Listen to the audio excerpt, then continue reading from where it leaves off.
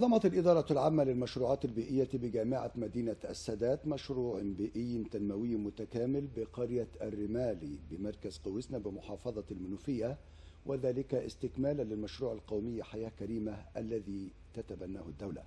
شملت القافلة الكشف الطبي وتوزيع العلاج بالمجان في تخصصات الأطفال والعظام والبطنة، كما تم عقد العديد من الندوات التثقيفية.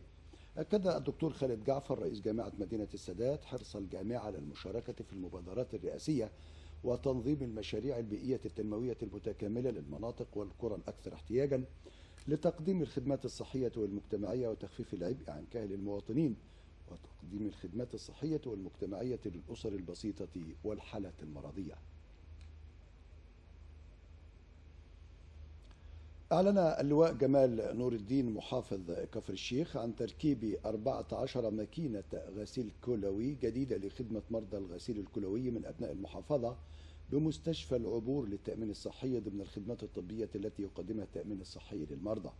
أكد محافظ كفر الشيخ على السعي الدائم في تقديم المزيد من الخدمات الطبية بمستشفيات التأمين الصحي بفرع كفر الشيخ لخدمة المرضى، داعيا الله أن يمن بالشفاء على كل المرضى.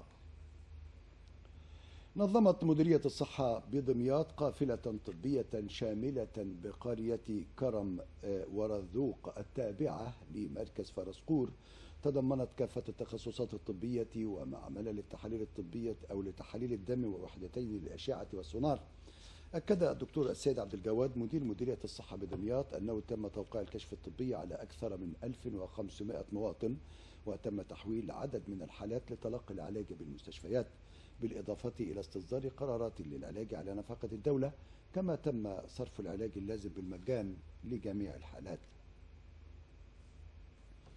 في إطار المبادرة الرئاسية لزراعة 100 مليون شجرة، كثفت الوحدة المحلية لمدينة رأس البر تنفيذ المبادرة بزراعة 3000 شجرة بمنطقة 109 بشارع بورسعيد ضمن خطة التوسع في المساحات الخضراء بالمدينة. كما شهدت المنطقة أيضا أعمال تمهيد للشوارع الترابية ورفع المخلفات